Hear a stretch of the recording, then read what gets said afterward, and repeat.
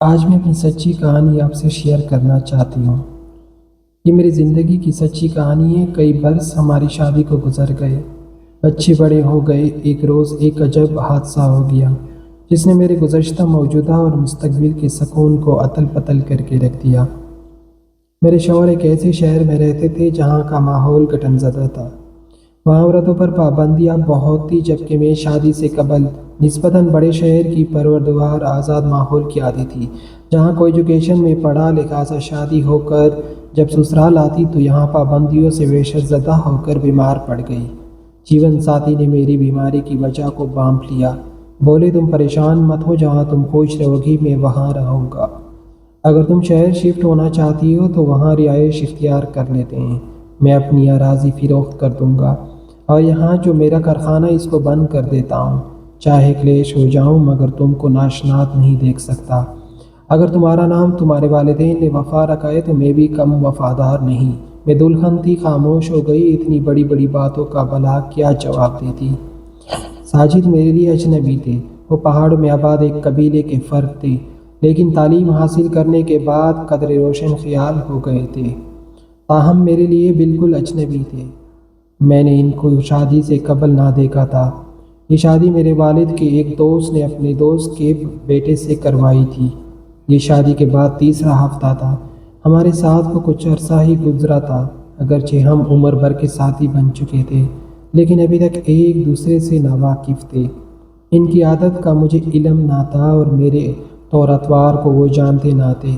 میں ایک تعلیم یافتہ روشن خیال گھرانے کی لڑکی تھی۔ شادی سے پہلے ملازمت بھی کر چکی تھی، جبکہ یہاں کے در و دیوار تک جیل کے جیسے تھے۔ یہاں عورتیں اپنی مرضی کہے باہر آتی جاتی نہیں تھی۔ سیر و تفریح تو کجا، یہاں تو ان کے مکانات پر پرندہ بھی پر نہیں مار سکتا تھا۔ جب ساجد نے دل بڑھانے والی باتیں کہی تو میں ٹھنڈے دل سے سوچنے لگی، کیا میں یہاں ساری زندگی بتا سکتی ہوں؟ ساجد اچھی عادت کے تھے، لیکن پرانی روایات کی پابندی کرنے پر خاندانی وجود کے باعث مجبور تھے۔ ابھی میں سوچوں کی بھول بولیوں میں گم تھی کہ شوہر کی محبت میرے پیروں کی زنجیر بنتی گئی۔ انہوں نے میرے لیے خادماؤں کا انتظام کر دیا کہ پلنگ سے اترنے پر میرے پیر میلے نہ ہو جائے۔ انہوں نے مجھ کو اتنا اپنائیت پر احساس دیا کہ جی چاہتا کہ ان کے دل میں چھپ کر رہ جاؤں۔ بڑا شہر، اس کی آزادیاں جائے باڑ میں، لیکن ماحول دیکھتی تو پھر وحشت ہونے لگتی، خاص طور پر جب یہ ہفتہ بھر کے لیے اپنے باغات کی فصل دیکھنے چلے جاتے۔ ابھی تو نئی زندگی کی شروعات تھی۔ زیادہ وقت گھر رہنے کی کوشش کرتے تھے، جس نے میرا دل مو لیا تھا۔ گرمیوں کے دن تھے، ہماری شادی کو 4 ماہ ہوئے تھے۔ ہم اوپر کی منزل کی چھت پر سو رہے تھے۔ وہ مجھ سے باتیں کر رہے تھے کہ تم مجھے بے حد اچھی لگتی ہو۔ سوچتا تھا کہ نہ جانے میری دلہن کیسی ہوگی، لیکن اللہ تعالیٰ نے تمہاری صورت میں مجھے زندگی بھر کے لیے خاص انعام دے دیا ہے۔ وفا، مجھ کو اگر کسی سے محبت ہوئی ہے تو گھونگھٹ اٹھاتی ہی اپنی دلہن سے ہوئی ہے۔ یہ باتیں سن کر مجھ کو ان کے محلے کی ایک عورت کی کہی بات یاد آ گئی، جو ایک روز میری نند سے ملنے آئی تھی، مگر وہ گھر پر نہ تھی۔ تب اس عورت نے ہولے سے کہا تھا کہ تمہارے شوہر اور شعری گانا گانے والی کی خوب دوستی تھی، ذرا بچ کر رہنا۔ اچھا تو صاحب یہ تو بتائے کہ یہ شعری کون ہے؟ آج موقع اچھا تھا، میں نے وہ سوال کر ہی دیا جو میرے دل میں تھا۔ وہ یک دم خاموش ہو گئے۔ بولیے، نہ جناب، کوئی نہیں، تم سے کسی نے غلط کہا ہے۔ دراصل میں اپنے دوستوں کے ساتھ شادی سے پہلے شعری نامی ایک مغینہ کا گانا سننے جایا کرتا تھا۔ تمہیں تو پتہ ہے کہ ہم مرد لوگ ایسا کچھ شغل میلہ کرتے ہی ہے، لیکن جب سے شادی ہوئی ہے میں اس جگہ بھی نہیں گیا۔ اچھا، آئندہ اس عورت کا تذکرہ بھی مت کرو، ورنہ مجھ کو برا لگے گا۔ میں نے کہا، وعدہ کرتی ہوں کبھی اس بارے پھر بات نہ کروں گی، پر اس کے بارے میں سچ بتا دے۔ بتایا نا کہ ایک مغینہ ہے، بہت اچھا گاتی ہے۔ اس کی ماں بھی بہت مشہور گانے والی تھی۔ دوست ایک روز زبردستی ان کے ٹھکانے پر لے گئے۔ بھلا کی گائیکا ہے، کیا آواز پائی ہے، بالکل کوئل کی سی۔ درد پر ہی جب گاتی ہے سننے والے ساکت رہ جاتے ہیں۔ مجھ کو موسیقی سے شغف ہے، لہٰذا جب بوریت محسوس ہوتی تو میں گانا سننے چلا جاتا۔ اتنا بتا کر وہ چپ ہو گئے۔ پھر کیا ہوا؟ میں نے اشتیاق سے پوچھا۔ بتائیے، آپ کو میری قسمیں، سچ سچ بتائیے، سچ بتا دو تو سنو۔ اس بیچاری کو عشق ہو گیا مجھ سے۔ اگر کچھ دن زیادہ گزر جاتے اور میں نہ جا پاتا تو اس کے قاصد آتے، سندھی سے لاتے، میرے دوستوں سے التجائے ہوتی کہ ساجد سے کہو کہ دوگڑی آ کر اس صورت دکھا جاؤ۔ وہ آپ کو کیسی لگتی تھی؟ مجھے بھی اچھی لگتی تھی۔ سچ کہوں تو اگر مالزادی نہ ہوتی تو ممکن تھا کہ میں اس سے شادی کر لیتا۔ اس نے بہت منتیں کی کہ میں اس سے شادی کر لوں تو عمر بھر کے لیے گانا چھوڑ دے گی اور پردے میں رہ کر زندگی گزارے گی، میں جیسے رکھوں، لیکن میں نے منع کر دیا کہ میں اپنی خاندانی ریت روایت سے مجبور ہوں، اس کے ساتھ شادی نہیں ہو سکتی۔ اس نے وعدہ کر لیا کہ اگر میری شادی ہو جائے تو کبھی میں ہمیشہ اس کے ساتھ رابطہ ضرور رکھوں گا۔ تو کیا آپ نے وعدہ کر لیا تھا؟ ہاں، اس کو ٹالنے کے لیے، یوں سمجھو کہ جان چھڑانے کو جھوٹا وعدہ کر لیا تھا۔ لیکن شادی کے بعد میں اس کے پاس نہیں گیا تو کیا اب اسے صبر آ گیا ہے؟ صبر کیا آنا ہے، لوگ آ کر اس کے بارے میں بتاتے ہیں، یعنی میرے دوست کہتے ہیں کہ وہ ہمارے پاس آ کر روتی ہے، منتیں کرتی ہے کہ ایک بار ساجد کو میرے پاس لے آؤ یا مجھ کو اس سے ملوا دو، تو آپ کو دکھ نہیں ہوتا؟ ہاں، اس بات پر کہ میرے کچھ دوست اس کا مذاق بناتے ہیں، اس کو دھوکے سے لے جاتے ہیں کہ چلو ساجد فلاں جگہ ہے، مگر وہاں لے جا کر وہ اس سے فائدہ اٹھا لیتے ہیں۔ یہ سن کر مجھے بہت رنج ہوا۔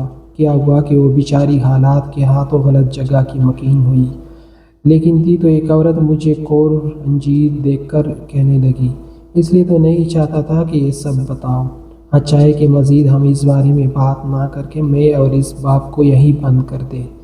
میں اس بات پر افسردہ نہیں کہ شادی سے قبل آپ گانا سننے جاتے تھے۔ شادی سے قبل کے معاملات سے میرا کیا؟ اچھا کیا سچ بتایا۔ اس بات سے تو میاں بیوی میں باہم اعتبار و اعتماد کا رشتہ قائم دائم رہتا ہے، تو پھر کیوں ملول ہو گئی ہو؟ یوں کہ مجھ کو آپ کی سنگ دلی پسند نہیں آئی۔ کاش وہ ایک بار مجھے مل جائے تو میں اس کے آنسو پونچھ لوں گی۔ ابھی ہم یہ باتیں کر رہے تھے کہ میری نند کا بچہ بھاگا بھاگا آیا اور کہنے لگا، ساجد ماما، آپ سے ملنے ایک عورت آئی ہے۔ وہ باہر دروازے پر کھڑی ہے۔ اس شہر میں رات کے وقت کوئی عورت کسی مرد سے ملنے نہیں آ سکتی، آئے گی تو گھر کی عورتوں کے پاس ہی جائے گی۔ ساجد نے نیچے جانے سے منع کر دیا، لیکن میرے دل نے گواہی دی، نہ ہو یہ شیری ہے، وہی ساجد سے ملنے اس وقت آ سکتی ہے، کیونکہ دل کی لگی دیوانگی تک پہنچا کر دم لیتی ہے۔ تبھی میں نے اصرار کیا، آپ نیچے جائیے، دیکھے کون ہے۔ بظاہر میرے کہنے سے وہ اٹھے، میں بھی ان کے پیچھے چل دی۔ انہوں نے ترنت بیٹھک کا دروازہ کھولا، وہ اندر سے باہر آ گئے تو میں بھی ان کے پیچھے بیٹھک میں داخل ہونے لگی۔ انہوں نے مجھے وہیں روک دیا، بولے، کیا خبر میرا کوئی دوست ہو، تم بے دھڑک بیٹھک میں کیسے آ سکتی ہو؟ یہ کہہ کر انہوں نے مجھے پیچھے کیا اور دروازہ بند کر کے اندر سے کنڈی چڑھا دی۔ اس کے بعد بیٹھک کا وہ دروازہ کھلا جو باہر برآمدے میں کھلتا تھا۔ انہوں نے دربان کو آواز دی، کون مجھ سے ملنے آیا ہے؟ اب میں بیٹھک کے ادھر گھر کے اندر راہداری میں بند دروازے کے پاس کھڑی تھی اور شیشے پر کان لگا کر اندر کی سرگوشیاں سن سکتی تھی۔ مجھ کو قدموں کی چاپ سنائی دی، کوئی بیٹھک کے اندر آیا۔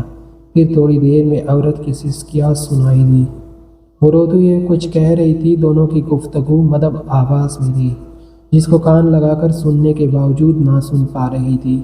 میرے پیر جیسے زمین نے جکڑ دیے تھے، وہاں سے ہٹنے کا نام نہ لوں اور ادھر یہ ڈر کے گھر کے اندر سے کوئی راہداری میں نہ نکلے۔ وہی ہوا جس کا ڈر تھا۔ میرے ساس اپنے کمرے سے نکل کر راہداری میں آئی، مجھ کو اس طرح مشکوک انداز سے کھڑا پایا تو میری طرف آئی، پوچھا، کیا بات ہے دلہن؟ انہوں نے بھی دروازے کے شیشے پر کان لگا دیے۔ ان کی سماعت کی جس مجھ سے کہیں تیز تھی۔ عورت کی باتیں ان کی سمجھ میں آنے لگی، جو کہہ رہی تھی کہ تم نے تو شادی کے بعد بھی میرے پاس آتے رہنے کا وعدہ کیا تھا، پھر وعدہ کیوں وفا نہ کیا؟ جاتے ہوئے تمہارے دوستوں نے مجھ کو تمہارے نام پر کتنا دھوکہ دیا ہے۔ اس کی سسکیوں کے ساتھ اس کی چوڑیوں کی کنک عجب طرح کی آواز میں پیدا کر رہی تھی۔ میری ساس معاملے کو سمجھ گئی۔ تبھی انہوں نے دروازے کے چوٹکے پر لگے شیشے کو مکے مارے اور بولی، کون ہے اندر؟ ساجد نکالو اسے، کھولو دروازہ ورنہ میں دروازہ توڑ دوں گی۔ ان کی گرجدار آواز سے ساجد ڈر گئے۔ ان کی آواز سنائی دی، شیری تم کو خدا کا واسطہ ہے، دیکھو میں ہاتھ جوڑتا ہوں، تم اب جاؤ، یہ لو برقع اپنا۔ جلدی کرو ورنہ اماں تمہارا اور میرا حشر کر دے گی۔ چند سیکنڈ میں بیٹھک سے کسی کے باہر جانے کی آہٹ سنائی دی اور پھر ساجد نے بیٹھک کا دروازہ بند کر دیا، بند کر کے ہماری طرف کا دروازہ کھول دیا۔ کون تھی یہ تھی؟ کون آیا تھا؟ اماں غصے سے پھنکار رہی تھی۔ کوئی نہیں، میرا دوست۔ پھر انہوں نے مدد طلب نظروں سے مجھے دیکھا تو میں نے ان کی والدہ کو بازو سے پکڑ کر کہا، چلیے تاجی ادھر آئیے۔ میں ان کو ان کے کمرے کی طرف لے چلی۔ اماں آپ پریشان نہ ہو، میں ابھی پوچھ لیتی ہوں ان سے، وہ مجھ سے کوئی بات نہیں چھپاتے۔ بڑی مشکل سے ان کی والدہ کو میں نے سنبھالا، ان کے کمرے میں پہنچایا، پانی پلایا، پھر میں ساجد کی طرف آئی۔ وہ بیٹھک میں بستر پر لیٹے ہوئے تھے۔ میں نے چند ٹوٹی ہوئی چوڑیاں بکھیری دیکھی تھی اور ایک چھوٹا سا زخم ان کی ہتھیلی پر تھا جس میں سے خون رس رہا تھا۔ شاید انہوں نے اس دیوانی کو کلائی سے پکڑ کر بیٹھک سے باہر کرنا چاہا تھا تاکہ چوڑی ٹوٹ کر ان کی ہتھیلی کو زخمی کر گئی۔ میں نے الماری سے دوا اور پٹی نکالی اور زخم پر دوا لگا کر پٹی باندھی۔ وہ خاموش لیٹے رہے۔ فوری طور پر جواب طلبی کو میں نے بھی مناسب نہ جانا۔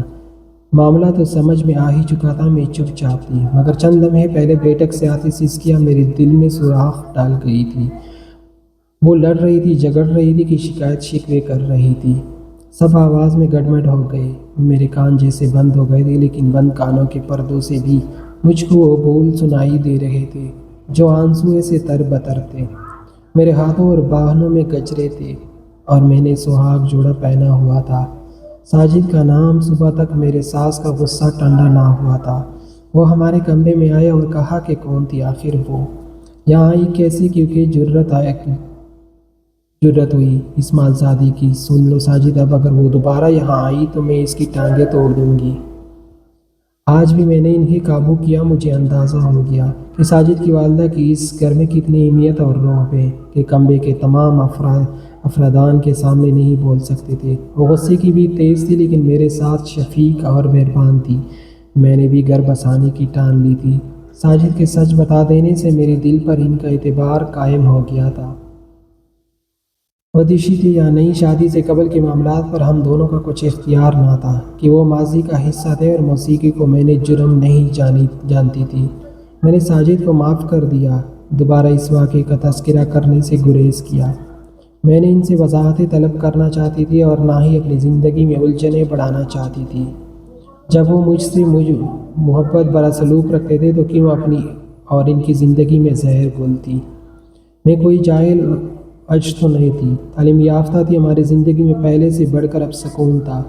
پہلے میں سوچتی تھی کہ ان بندشوں بڑے ماحول میں کیوں کر تمام عمر گزار پاؤں گی، لیکن شیری کے آنے کے بعد سے یہ بات مجھ پر واضح ہو گئی کہ مجھے بھی ساجد بن کہے چین نہ آئے گا۔ اگر سکون ملے گا تو یہی اپنے شوہر کے پاس، انہی کے گھر میں۔ دل نے حتمی فیصلہ کر دیا کہ اب عمر بھر اپنے سرتاج کے پاس ہی رہنا ہے۔